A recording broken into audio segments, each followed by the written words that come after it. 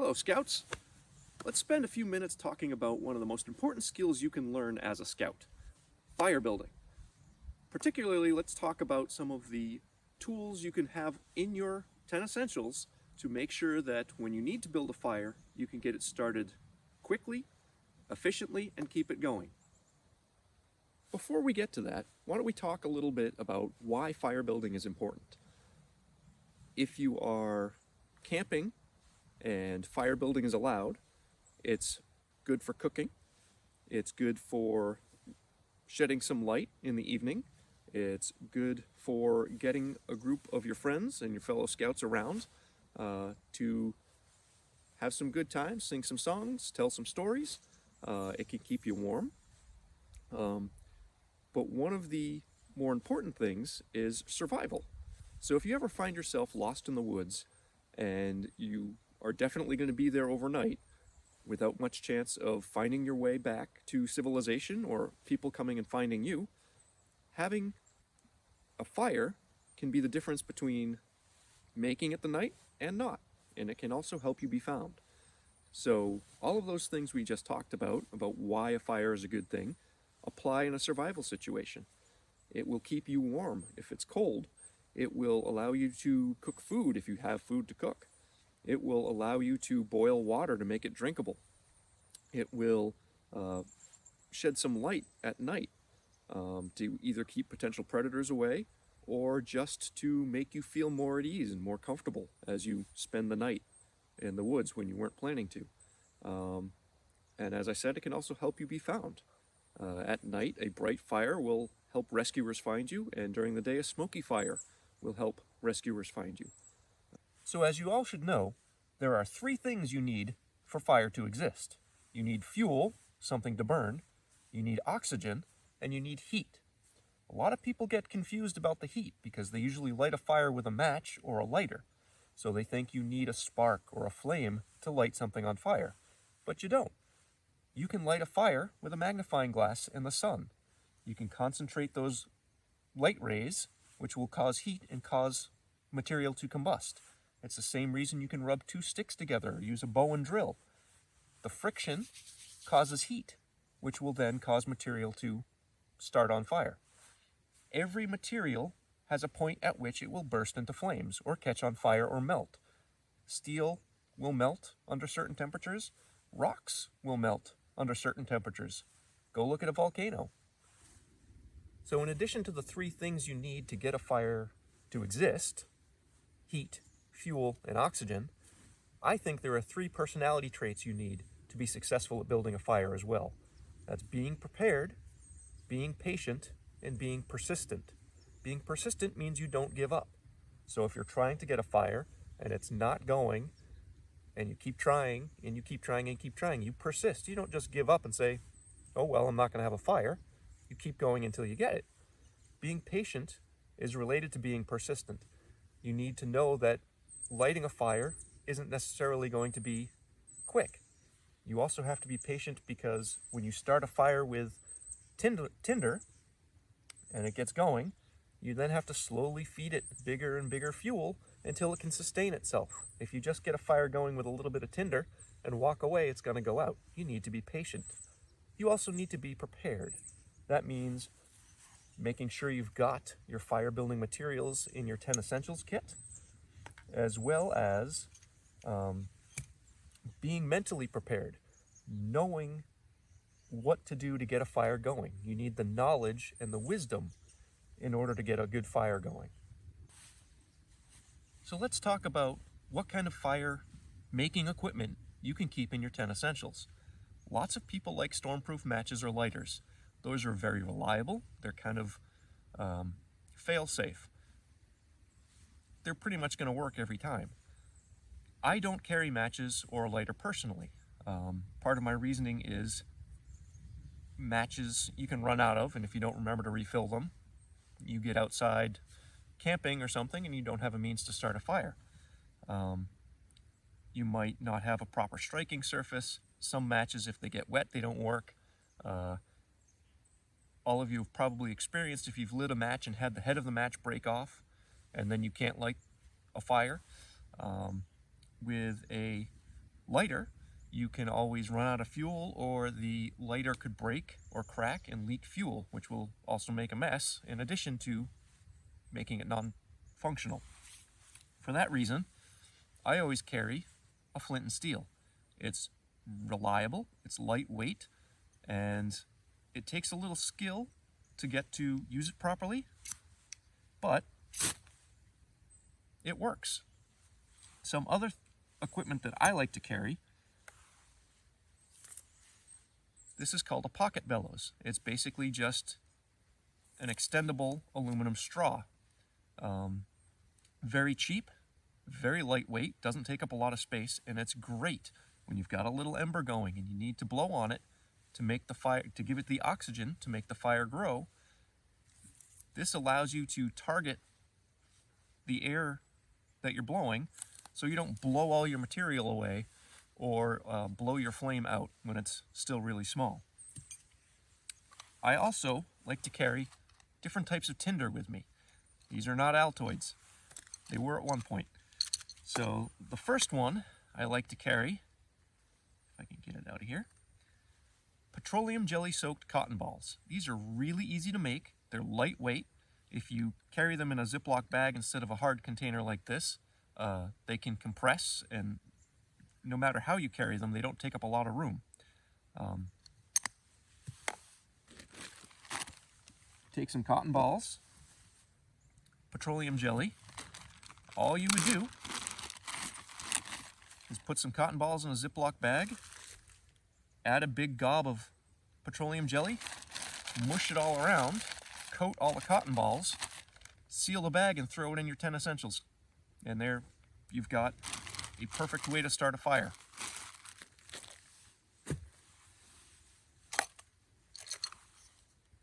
This is a container of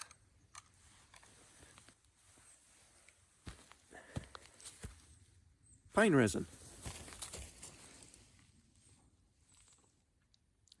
This is collected off of pine trees, obviously. So when you have a pine tree that gets damaged or branch breaks off of it, it produces resin. This is its natural response to try to seal that wound. Very similar to the way when we get cut, we bleed, it dries and forms a scab. Very similar. The good thing about pine resin, in addition to a bunch of other properties, like being a good waterproofing agent when it's melted and coated onto things, is that it is very flammable. So you can go around in the forest and look for those white streaks on trees, and you can, if you can find globs of it, you can pick it off with a stick or a knife and collect it in a Ziploc bag or some other container, and then you can use it to start fires pretty easily. Some other material I like to keep in my kit, I like to keep a little bit of twine so that I can make what's known as a rat's nest. And we'll talk about that more in a minute.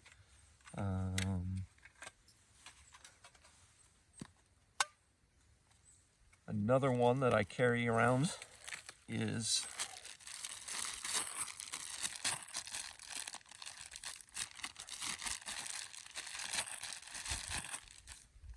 dryer lint. So this is a really easy material to harvest.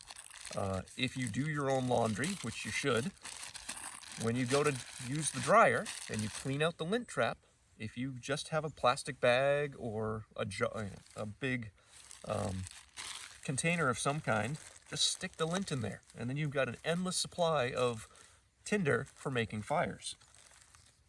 Another tool that I keep with me is a pencil sharpener.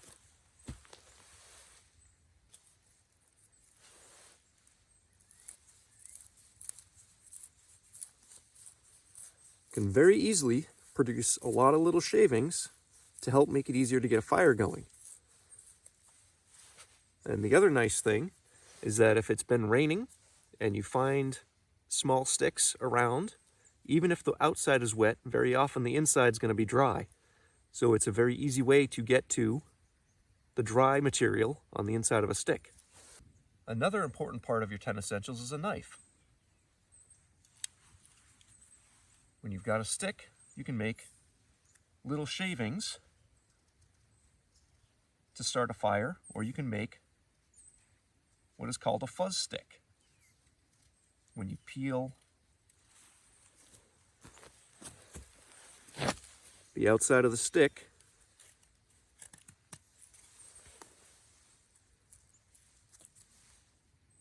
to get your fire going. All right, let's make a little rat's nest. Took a little section of twine, and I'm just going to unravel it, pull it apart,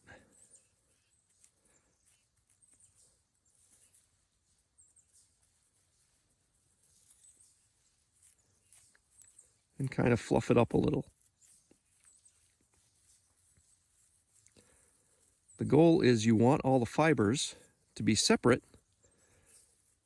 but you kind of want them all bundled together so that when you drop a spark from your flint and steel on them, the spark doesn't just fall all the way through. Quick note on technique with a flint and steel. Lots of people just throw the sparks, and that's fine in certain circumstances. But when you want to get something like this going, and there's a danger of when you throw the sparks, you're just going to throw this away. Kind of makes it hard to get a fire going. So what you can do is you can hold your striker steady and pull the flint away.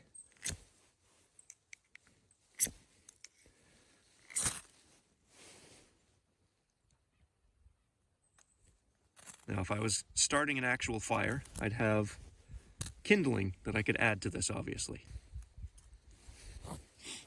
Now, let's try a petroleum jelly soaked cotton ball. One of the other nice things about the petroleum jelly is that it kind of waterproofs the cotton ball. So what you want to do is you want to expose all of the dry fibers on the inside. And that petroleum jelly also helps with the burning, and it kind of makes it a little candle. So this single cotton ball on its own will burn for several minutes without any other fuel.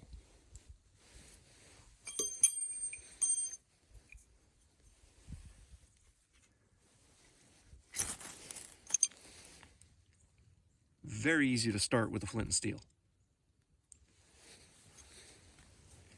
All right, while the cotton ball is still burning several minutes later, let's see if we can get some dryer lint going. I have a much harder time personally getting the dryer lint going, but one trick you can try is you can coat it in petroleum jelly just like a cotton ball and get the same kind of effect. You want to kind of pull it apart, expose some of those little fibers. Let's see if I can do this.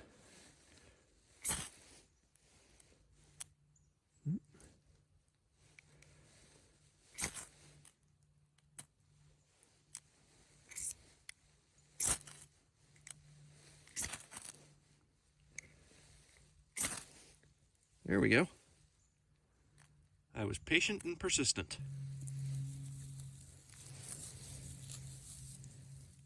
Now let's try a clump of dead grass.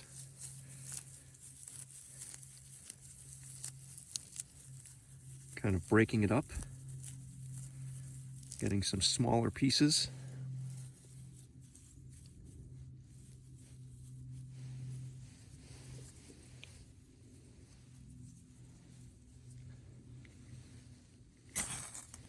Wow, guess that was really dry. So here's my container of pine resin. I would like to try to light some of this to show you how it burns, but it is currently very, very hard because it's cold outside. That's one of the things about the pine resin, is that when it's warmer, it's pretty squishy. It's kind of like gum. When it gets cold, it gets really hard, and that makes it very difficult to prep to get it ready to take a spark. One of the things that you would want to do is you would want to take some little bits of your twine and press it in here and get that coated in it, and that would help it burn. Another thing you can do is look for bird feathers. Now I've got some feathers from my own birds. I've got parrots, but this is pretty hard right now, and I don't think I can really, maybe I can mush it up enough. I mean, if you work it enough in your hands, if you warm it up in your hands, you can kind of get it squishy again. I do not have high hopes for this one working in this cold weather right now, but we're gonna try.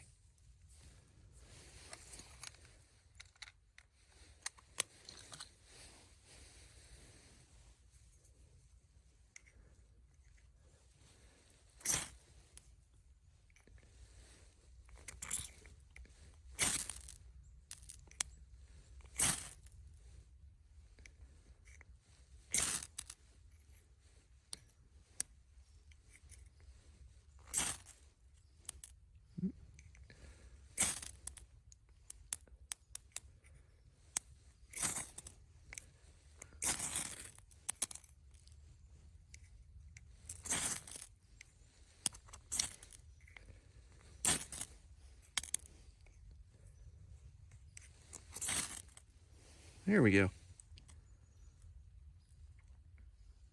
Again, patience and persistence.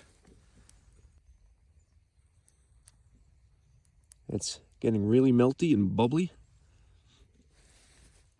When pine resin is in a liquid form, you can brush it onto like a canvas tarp and waterproof it. And just that little pea-sized piece of pine resin will burn for a couple of minutes all on its own, which should give you plenty of time to get your kindling on and build your fire bigger. So one last thing, what should you carry your essentials in? I like to keep all of my different types of essentials organized individually. I've got a first aid kit, I've got my fire kit, I've got different sections for everything. You can keep everything in one big bag, but you can also get these smaller pocket organizers that have little pockets inside and little bits of webbing and elastic to keep all of your tools organized. Take this, you can throw it in your backpack. If you need a bigger bag because you're going on a backpacking trip, you can take your essentials kit out and throw that in your bigger bag. You can also just keep everything in a Ziploc bag. It doesn't have to be fancy, but it does help to have everything organized and where you can find it and get your hands on it when you need it. So that's all I've got for today. Hope everybody's doing well, and hopefully we'll see you soon. Bye.